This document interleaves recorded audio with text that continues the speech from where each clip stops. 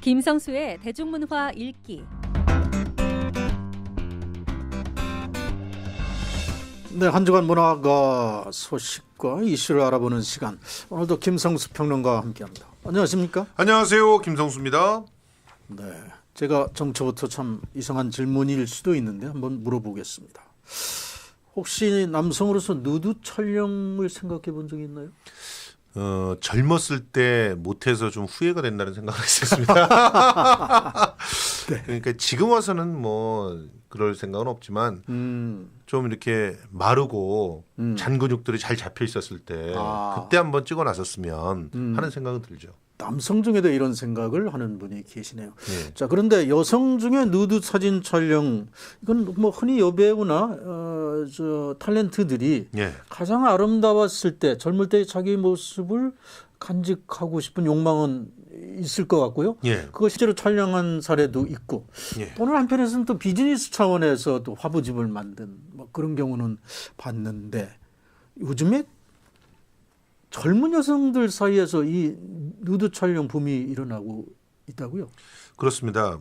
뭐 기본적으로 그 서구에서는 굉장히 이미 오래전서부터 일상화돼 있었던 그런 흐름이죠. 일상화됐습니까? 그렇죠. 그러니까 누드를 찍어 놓으려고 하는 그런 그 심리는 우선 첫 번째가 몸에 대한 어떤 인식이나 또 재발견을 위한 겁니다. 그러니까 결과적으로 뭐 한편에서는 이건 나르시시즘이다 이렇게 얘기하는 분들이 있어요. 자기 스스로의 자기 애가 표현된 거다 이렇게 보는데 전반적으로 몸이라고 하는 것이 얼마나 중요한지를 다시금 느끼게 되는 그런 인식의 이제 끄트머리에 네. 내 몸에 대해서 정확하게 기록을 해두고 싶다라고 하는 생각이 나오는 거지요.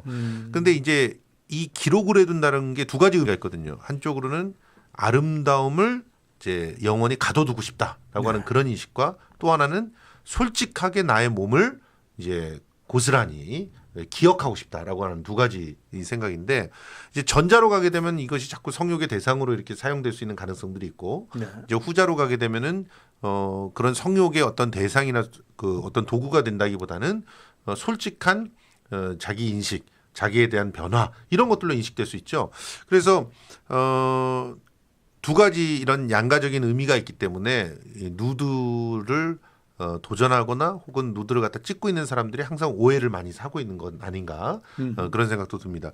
기본적으로 최근 들어서 한국에서 누드가 이렇게 자연스러워진 것 혹은 뭐 늘어나고 있는 것들은 90년대 이래로 꾸준히 그 일정한 영역을 확장해온 몸에 대한 재인식, 몸에 대한 사랑 이것이 지금 이제는 본격적인 어떤 그 실행으로까지 보편화되고 있는 그런 흐름이라고 이렇게 볼 수가 있거든요. 네. 그래서 뭐 노출증이나 이런 그 일견의 정신질환적인 혹은 성을 상품화하거나 이런 쪽에 어떤 부정적인 그런 추세들도 조금은 있겠지만 네. 전반적으로는 젊고 건강하고 그리고 또 아름다운 몸들을 기억하고 싶어서 그리고 내 몸에 대해서 좀 기록을 남기고 싶어서 네. 그래서 찍는 경우들이 많다 이렇게 보시면 되겠습니다.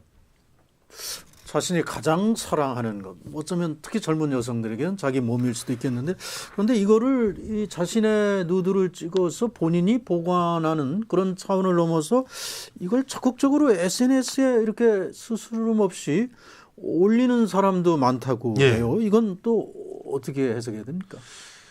주목을 받고 싶어하는 느낌을 고스란히 반영하고 있는 사회적 현상이죠. 그러니까 SNS에 올린다라고 하는 것 자체가 누군가가 나의 삶에 관심을 가져주길 원하는 거잖아요. 네. 그런데 이제는 뭐 자기의 일상들의 일부를 노출한다거나 재밌는 어떤 것들을 노출한다거나 그런 걸로 주목받기가 어렵거든요. 그러면 조금 더 자기를 적나라하게 드러내는 그런 어떤 방법들을 선택할 수 있게 되는데 그런 것들이 이제 누드라고 생각을 할 수가 있겠죠. 네. 그런데 이 누드에 대해서 기본적으로 내가 누군가로부터 지속적인 어떤 관심을 받기 위한 어떤 노출증이나 나르시시즘의 환자들이 보여주는 그런 형태들보다도 최근 들어서는 자연스럽게 자기의 몸도 아름답다고 생각하면 얼마든지 그것을 공유할 수 있다 이렇게 생각을 하시는 거예요. 네. 실제로 이것은 어떻게 보면 여성들의 어떤 사회적인 인식들이 조금 더 이렇게 재고가 되면서 나타난 현상이라고 봐야 되는데, 솔직히 말해서 남자들이 자기 옷 이렇게 벗고 자기가 뭐 좋은 몸을 만들었을 때 그거 찍어갖고 올리고 하는 거, SNS에 특히나 그런 모습들 자연스럽게 드러내고 올리고 하는 거 그렇죠. 일상적이잖아요. 네, 굉장히 네. 일상적이잖아요. 그런데 여성들 같은 경우는 자기의 몸의 일부나 이런 것들을 특히나 아름답게 잘 가꾸어서 보이는 것들은 왜 그거는 뭐 음란한 것이고 성적인 어떤 자극이고 이렇게만 얘기를 하는 건지, 이 부분에 대해서 어떻게 보면은 우리 사회가 심각한 이 편견에 대한 어떤 교정을 요구받고 있는 그런 시점이라고 볼 수도 있습니다. 네. 자, 우리 사회의 인식의 문제인데 이게 뭐 사실 악용이 될 소지도 있잖아요. 많죠. 그러니까 저는 그게 걱정이 돼서. 실제로 SNS에서 특정한 사람이 신원이 노출된 상태에서 그 벗은 몸들이 네. 이렇게 누구나 퍼갈 수 있는 상태로 있다. 이렇게 되면 그거는 분명히 그걸 통해서 성추행이라든가 성적 희롱이라든가 이런 것들이 뭐 게재될 가능성들이 상당히 높습니다. 그런데 참 우리가 명백하게 인정을 해야 될 것은, 자기의 벗은 몸을 올리는 사람이 나쁜 건가요? 그걸 가지고 성희롱이나 성추행을 하는 사람이 나쁜 건가요? 벗은 몸을 올리는 것은 사회와 소통하고 싶다는 일종의 그 욕구거든요. 말을 하고 싶어 하는 거예요. 자기 몸을 통해서. 그런데 그렇게 메시지를 주는 사람들을 모욕하고 희롱하는 것은 범죄를 저지르는 거죠. 네. 그러니까 우리 사회가 기준이 달라져야 됩니다. 그런데 올리는 사람한테 그렇게 올렸으니까 너는 음란한 사람이고 당연히 이런 대접을 받아도 싸지라고 얘기하는 사람부터가 자기 생각이 철저하게 잘못됐고, 그것이 기본적으로 범죄적인 환경을 온전시켜주는 그런 사고를 하고 있는 것이라는 그런 사실을 깨달아야 되지 않을까 생각을 합니다. 사실 우리 사회에 대한 인식도 많이 바뀌지 않았을까요? 이게 많이 본인의 바뀌었죠. 자신감이나 자긍심 때문에 SNS까지 올리지만 어느 정도 사회가 어떤 그 가치관에 대해서 용인하는 부분이 이제 늘었기 때문이 아닌가도 싶어요. 과거에 이 누드로 하면 뭐 부끄러운 것, 외설 뭐 이런 인식이 많이 바뀐 건 사실 아닙니까? 그러니까 누드라고 하는 게 외설이다, 이런 식의 전제로만 모든 걸 바라본다면 어떻게 예술 작품에 누드 사진이라든가 이런 것들이 존재하겠어요. 그리고 네. 또 그 수많은 미술관의 명작들로 걸려져 있는 사진들 중에서 여체를 그린 사진들이 그 그림들이 얼마나 많습니까? 그런 것들이 다 외설로서만 인정될 수 있다는 거잖아요. 모든 벗은 몸은 성적인 신호로만 보는 그런 사고방식은 굉장히 동물적이고 1차원적인 사고방식이죠. 네. 그리고 그런 사고방식에서부터 본다면 지금 걸그룹들의 춤들이나 이런 것들을 어떻게 찬양할 수가 있고 어떻게 한류라고 추앙할 수가 있겠습니까? 이것 전부 다 성적 신호들로 가득 차 있는 그런 콘텐츠들인데, 결과적으로 성적인 신호들 이외에 좀 더 본원적인 신호들, 어떻게 보면 좀 더 인문학적인 신호들, 그런 신호들을 우리가 받아들이고 향유할 수 있는 수준이 되어야 되는 거죠. 그러니까 내가 저걸 보고 나는 성적 신호만 받는다라고 얘기하는 사람들은 스스로가 굉장히 못 배우고 어떻게 보면 교양이 없는 사람이라는 걸 인증하는 그런 사회가 돼야 돼요. 네. 그러니까 우리 사회의 성숙도를 측정할 수 있는 기준이 돼야 되지 않을까 이렇게 생각을 합니다. 어찌 보면 뭐 온갖 관음증에 지금 물들어 있는 우리 사회에 던지는 어떤 통렬한 뭐 일격 같은 거, 뭐 이런 생각도 드네요. 그렇습니다. 자, 다음 사안. 자, 경주에서 신라시대 큰 연모터가 드러났던 그런 뉴스가 있었어요. 2010년에. 그렇죠. 예, 네. 큰 뉴스였습니다. 2010년 3월에 국립경주문화재연구소 조사원들이 경주 황룡사지 서쪽 외곽 그 부분을, 여기가 이제 황룡사 연구센터, 지금 현재 황룡사 역사문화관이죠.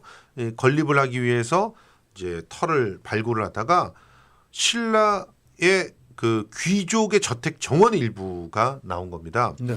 원래는 이제 뭐 집이나 도로터가 나올 거라고 생각을 했었는데 장방형의 거대한 연모터가 들어왔는데 남북으로 최대 길이 33.7m, 동서로 최대 길이 너비가 22.3m, 면적이 244평, 엄청난 연못입니다. 참 이게 누가 주인일지 누가 주인일까요? 근데 궁금하네요. 굉장히 네. 큰 귀족이었을 것이다라는 추정은 할 수가 있겠죠.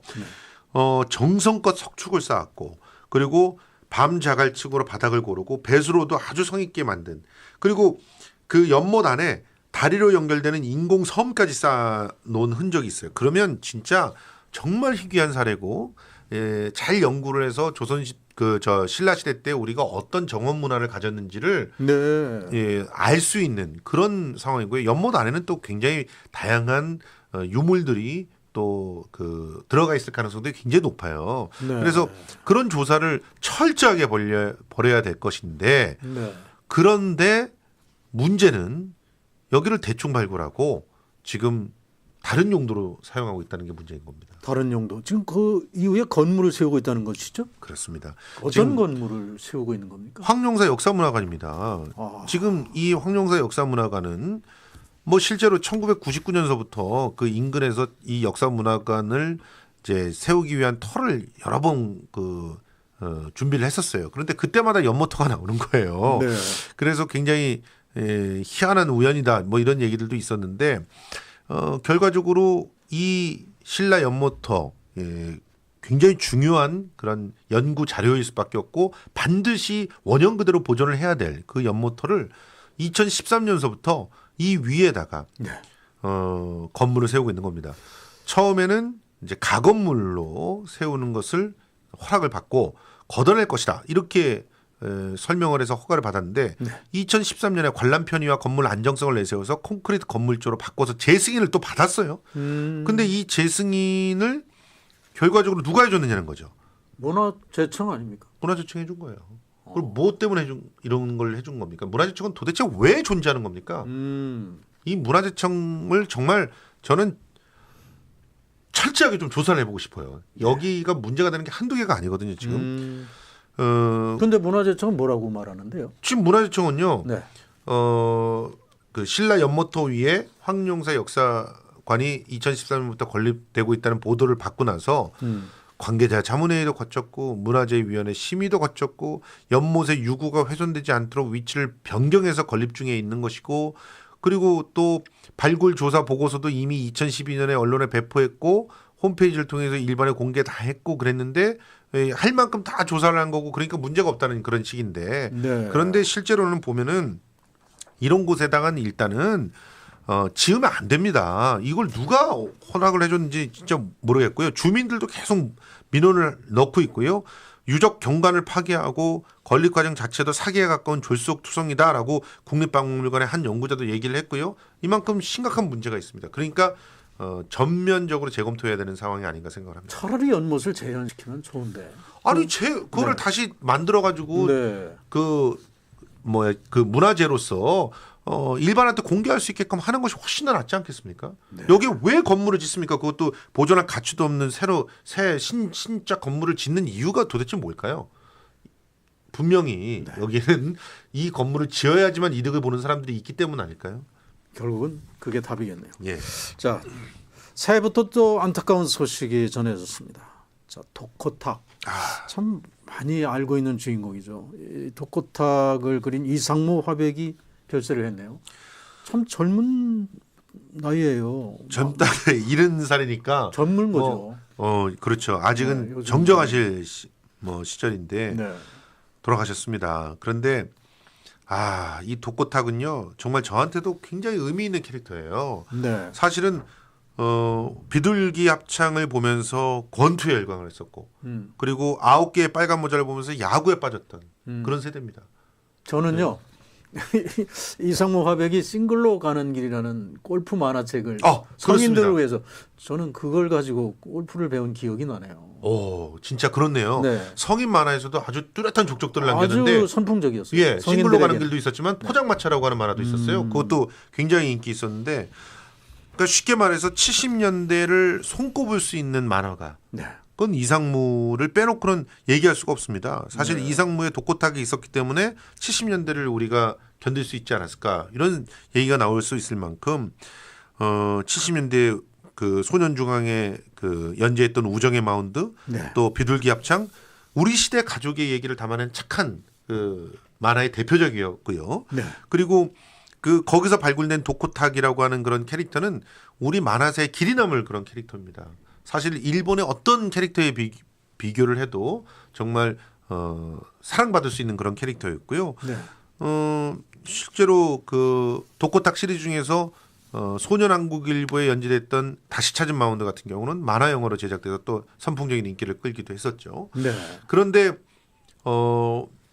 이 독고탁이라는 캐릭터가 뭐 까치보다 왜 사랑을 많이 못 받았는지 결과적으로 이제 새로운 컨텐츠로 자꾸 만들어지지 못했기 때문 아닌가 생각이 들거든요. 만화 영화라든가 만화 드라마라든가 비둘기 합창 같은 경우는 또 그 TV용 시리즈물로도 나온 적이 있었지만 네. 근데 꾸준히 새롭게 재창작되는 그런 면들이 없었는데 실제로는 뮤지컬 같은 걸로도 충분히 다뤄질 수 있을 만한 그런 컨텐츠였거든요. 네. 안타깝습니다. 네. 자, 이번에 영화계 소식. 참 영화계는 지난 한 해 좋은 일들이 많았죠. 예. 1,000만 이상 관객을 동원한 영화가 3편이나 됐고, 자 지금 영화 내부자들이 또 맹렬한 기세로 이 관객을 모으고 있는데 예. 감독판으로 재개봉을 한다고요? 개봉했어요. 31일에 재개봉을 했고요. 그리고 지금까지 무려 80일만이나 봤습니다.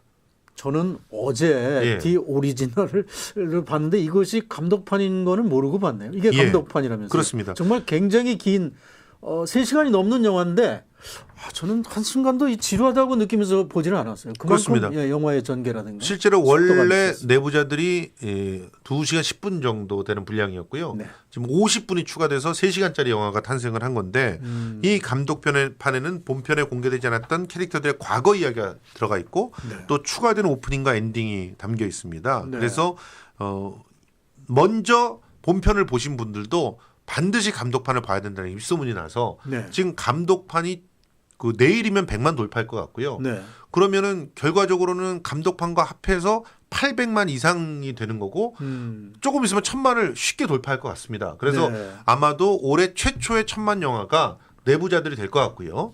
그리고 이제 그 뒤를 이어서 히말라야가 또 1000만 영화가 되지 않을까 이렇게 보고 있는데 아무튼 감독판까지도 이렇게 사랑받는 케이스는 굉장히 드문 케이스라고 볼 수 있겠습니다. 네, 뭐 저는 스포일러는 아닙니다만은 오프닝에는 이병헌 배우가 역할하고 있는 안상구의 오프닝. 예. 그리고 크로징에는 이 크로징 자막이 얘기를 올라가는 하시면 중간에 예, 스포일러입니다. 예, 네. 그거는 얘기하시면 안 될 것 같고요. 네. 근데 이렇게 감독판까지 다시 낸다 하는 거는 그만큼 흥행에 성공한 영화이기 때문에 이런 후속이 나올 수 있는 거겠죠. 과거에도 이런 감독판이 나온 사례가 있었습니까? 흥행에 성공하지 않아도 감독판들이 나온 사례들이 꽤 많습니다. 가령 뭐 거의 그 독립영화 취급을 받았던 바리새인 같은 경우도요. 얼마 전에 감독판이 나왔습니다. 그리고 이 감독판들은 감독이 이제 제작자라든가 혹은 유통회사, 유통 배급회사의 입김을 걷어내고 네. 내가 정말 보여주고 싶었던 편집은 이런 거야라고 제시하는 그런 본이거든요. 그래서 네. 디렉터스 컷이라고 이렇게 얘기를 하는 것인데 네. 실제로 우리나라에서 감독판들이 꽤 쏠쏠하게 나와서 저마다의 사랑들을 받기도 했었어요. 그런데 이 감독판들이 흥행에도 이렇게 성공하는 케이스는 이번 내부자들이 거의 최초가 되지 않을까 이런 생각이 드는데요. 네. 아무튼 내부자들은 여러 가지 그런 기록들을 세우면서 우리 지금 현 시대의 정신들을 구현하고 있는 그런 영화로서 자리매김하고 있는 게 아닌가 생각이 듭니다. 지금 시대 정신을 얘기했는데 이 영화도 역시 재벌이라든가 언론이라든가 검찰이라든가 정치 이런 권력의 역학 구도 속에서의 어떤 비리나 또 사회에 대한 통절한 고발을 담고 있는데 이 영화 말고도 뭐 베테랑이라든가 예. 과거에 뭐 열정 같은 소리 하고 있는데 이건 또 어떤 기자 사회의 단면 예. 같은 거 이런 어떤 내부 고발이라든가 뭐 어떤 계급론 같은 것들이 영화의 많은 테마가 됐어요. 그렇죠. 올해도 이런 영화 추세가 계속 될까요? 올해도 당분간은 이런 그 사회적 문제를 다룬 영화들이 흥행에 성공할 거라고 생각을 합니다. 그만큼 살기가 팍팍했었고 특히나 청년들의 아픔들을 다루는 네. 영화들이 지금 많이 인벌브돼 있는 상황이고요. 네. 사극을 통해서 애둘러서 현실을 비판하는 영화들도 지금 분명히 준비가 돼 있고 대신 이제 대안을 찾고 있는 영화들이 많아지고 있는데 그 중에 하나가 히말라야거든요. 히말라야는 결과적으로는 공동체에서 대안을 찾고 있잖아요. 연대에서 대안을 찾는 모습들은 응답하라 1988에서부터 이미 있었습니다. 그러니까 우리 스스로 살아남을 수밖에 없다. 네. 그러기 위해서는 우리 옆에 있는 사람의 손을 잡자라고 하는 이런 메시지들이 과연 얼마나 다양하게 올 한해 사랑을 받을지 좀 기대를 해보셔야 될 것 같습니다. 네, 오늘 말씀 잘 들었습니다. 감사합니다. 고맙습니다. 지금까지 김성수 평론가와 함께했습니다.